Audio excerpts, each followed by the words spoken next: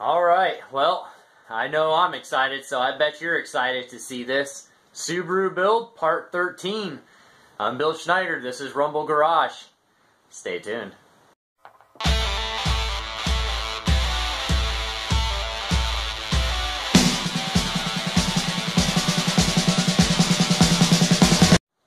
Man, this is great.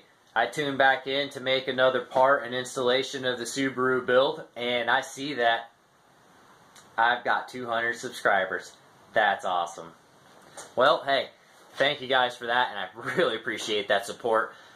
It seems like I just had 100 subscribers, and now I'm up to 200. I've literally doubled my subscribers. That's all day. That's awesome. I appreciate that, guys. You know, sorry I've been away, and it has definitely been a while since I made a Subaru build. So just real quick, so I don't talk your guys' head off.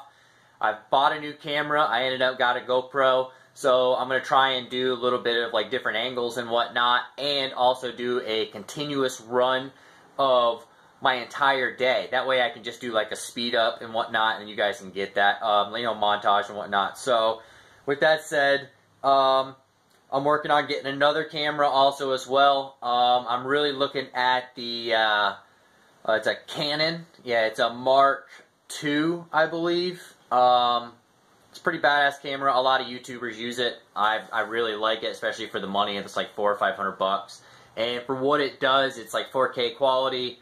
And yeah, I'm gonna move on with that. Rumble tubs are doing really good. I'm up to 3 different models now. I can do all of the Imprezas, WRXs, and STIs from 1993 all the way up until 2007. I'm still working on doing the WRX, the 08 to the 15 body style. I just got to get my butt over to my buddy's house and do some measurements, and then I'll have those mocked up.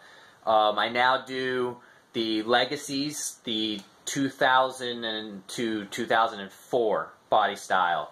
I haven't done the older ones yet. That's just the only one that I've come across and actually done the measurements for, so that's also another body that I do it for. So Impreza, WRX, STI, and Legacy. So 4 models, guys. The Imprezas are basically the same thing as a WRX and STI. Same bottle, you know, model, or excuse me, body, not model. But different options. Let me see, fast as I can. Yeah, things have been going great. Sorry guys, I've been busy, been selling a lot of parts, been doing my thing, trying to get out. I got my logo done, or at least I got a guy who's finishing my logo. I got the rough draft. You guys got to see that in my last upload, saying that Rumble tubs are done. Yeah. You guys are interested in Rumble tubs, let me know. By all means. It's just a start of what I'm trying to do for my company, and trying to get out there and just build a bunch of Subaru parts that don't exist, you know, or haven't existed already. So just kind of reinvent the wheel. Guys, it can be done. So don't think that things have already been made and already been done. There's so many things that people want. You can absolutely reproduce them and sell it. You know, we live in the best age right now. It's the age of entrepreneurs. Everybody is just trying to do themselves and make money off of themselves. So by all means, do work. Do that. You know, it's smart. It's intelligent. Use your brain. God gave it to you. You know, use it to your abilities. Use your hand to your abilities. You know, all of that. Yeah. Parts. How do you paint engine parts? On to that. Well, I'm going to show you how to paint a high temp engine part, something that's going to take strain and strenuous tolerance and whatnot, you know, abuse. It's in the freaking engine bay, guys, so if you don't do it right, it's going to flake off, and it's basically going to reflect on you as the builder or as the painter, the one who took it apart and took the time to make it look that way. If you didn't do it right, you look like crap. So, because your parts look like crap. Other than that, I'm just kind of setting up right now. Cardboard is cheap. You can paint on top of it. It's really nice. It doesn't degrade or fall apart when you put paint on it. It holds really well. It's good structure. Real quick, paint sticks and tape. Run screws through it. I do it all the time, just real quick, and you'd be surprised how much weight it can hold with just a couple of sheetrock screws inside cardboard. It's pretty amazing, actually. Been doing that for a long time. It's cheap. Throw it away. Fold it up. Recycling guy comes and gets the cardboard once a week. Cleans my mess up. Yeah. Let's do this! First things first, I'm going to start with plastic parts. How to paint your motor parts that are made of plastic. Well, it's going to be your best friend, guys. I really like Bulldog.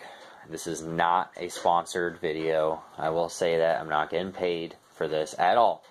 But I wish I was, because this stuff is awesome. It's pretty cheap. It's like 20 bucks. 20 bucks can. That's going to be your best friend. You don't want to soak the part. You just want to kind of hit it. Like, treat this as your hair, and that was hairspray. Obviously, you don't want a crap ton of hairspray in your hair. You just want just enough to hold it in place. Well, that's basically the same concept. We're just putting enough on there to hold the paint in place.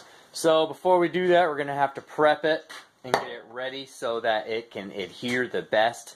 And you guys can't see, these parts have been sitting inside my house just so they stay warm. They got a lot of dust and dirt on them, so we're going to clean them. And to clean it,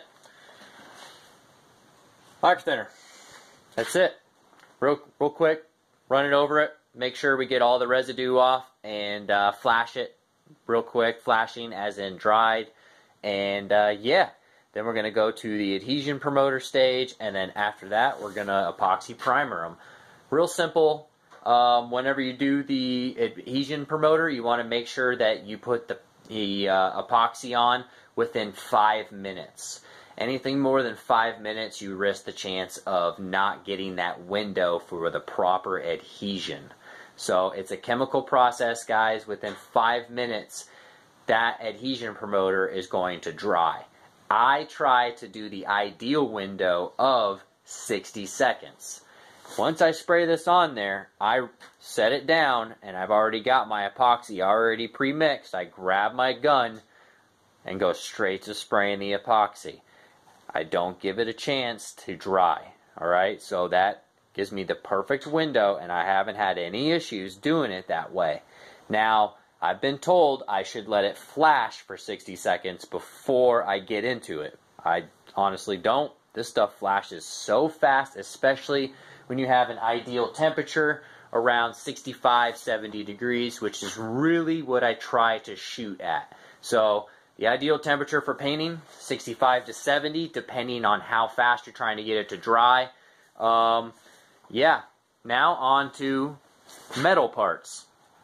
Same exact thing, guys, but what I like to do is warm them up first. I found that plastic parts work really good when they're just room temperature. If I overheat them, I found that I have a lot of problems with my base coat, and a lot of issues with my clear coat also flashing and whatnot. So with that said, plastic gets a lot hotter, a lot faster than a metal part does, and it can actually cause damage. And it also, when this gets hot, it also brings solvents to the top. That's plastic. If you were to take like a lighter to this, I can make all this really shiny just by taking the torch to it. So the more heat you put to it, the more solvents are going to try to escape. That's why I use lacquer thinner to clean it, but not just that, to dry the solvents up so that the next solvent that applies to this will be the adhesion promoter. That gets soaked into the plastic, and it's a guaranteed bite and a guaranteed chemical reaction. Now, as far as metal parts, it's the same process, but these can actually can be heated up a little bit. I normally take my infrared heater and I get them pretty warm, and then I'll run over with the adhesion promoter, and then I hit it with the epoxy.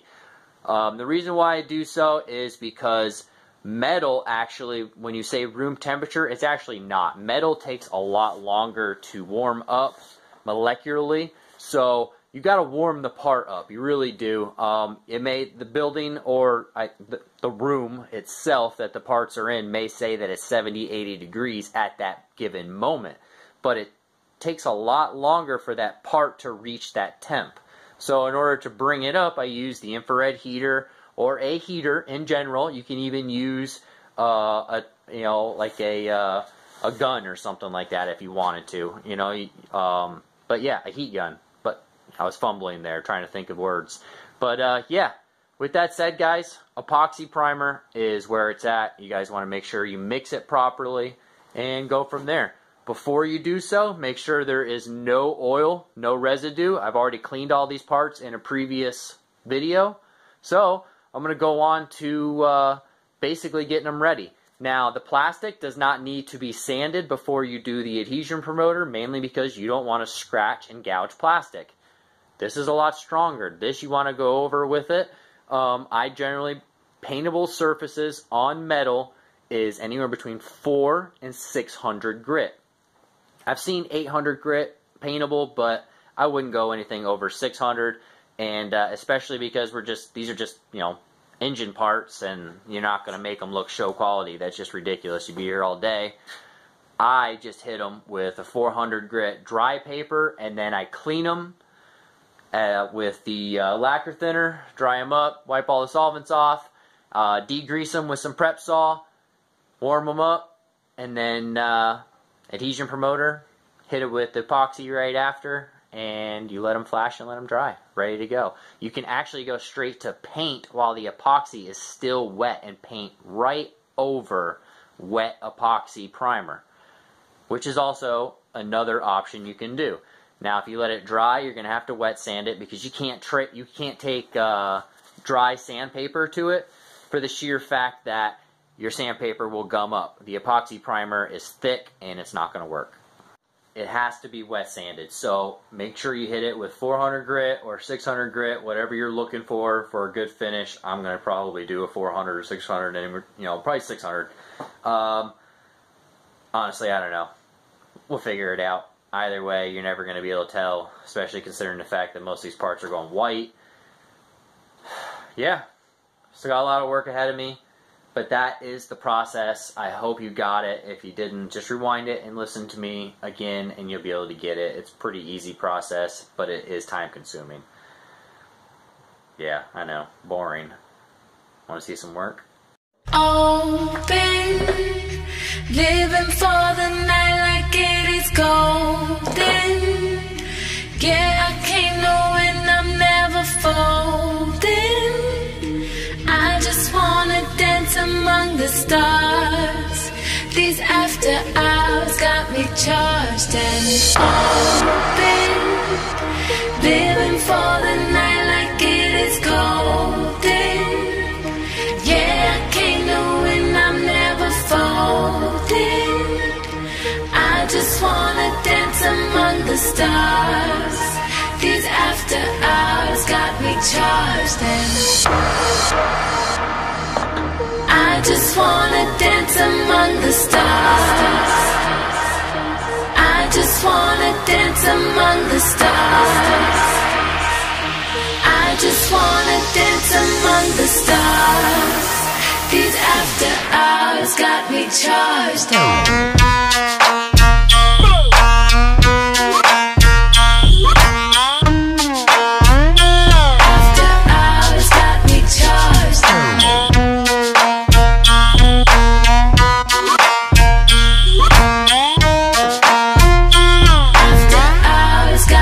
Charged.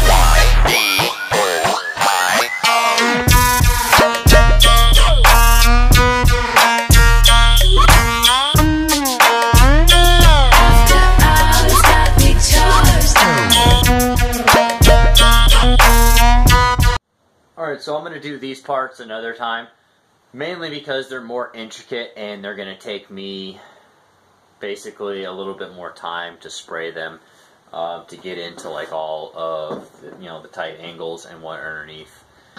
Basically they're going to have to be turned over also as well to basically get all of the sides and angles so they have complete coverage. And with that said, I'm going to have to either hang them or make something so that I can turn them around, because I can't handle majority of it because all of it has to be painted, so I can't touch it.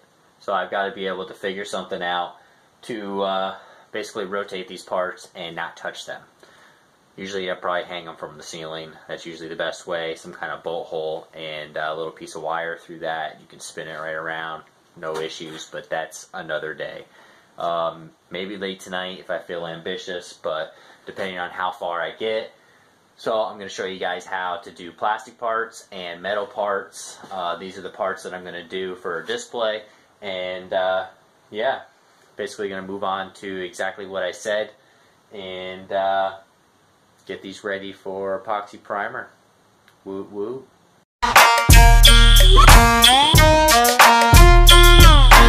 Hours got me charged.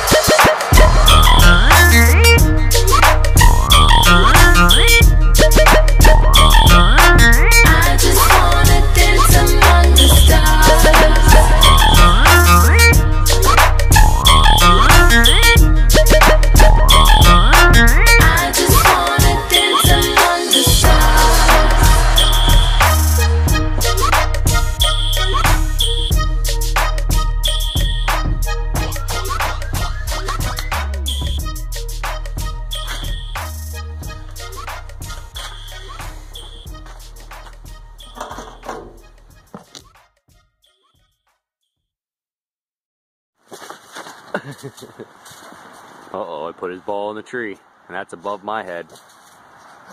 Come on, buddy. It's been a while since I made you jump for it. Get that ball. Get it.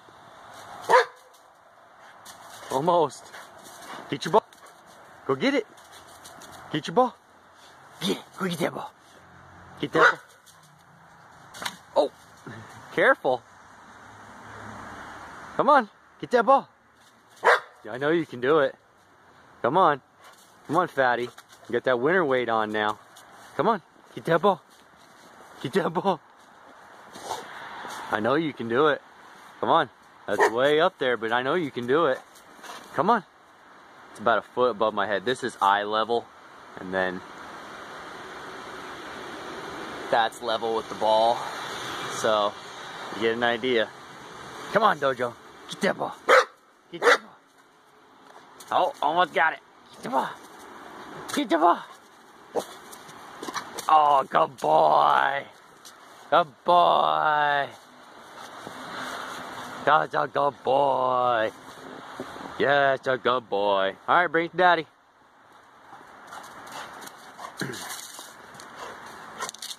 Hey, you gonna share? Bring it to Daddy. Dojo, bring me your ball. Come on. You gonna drop it? Give it to Daddy. Good boy. Ready? Go get it. Good boy.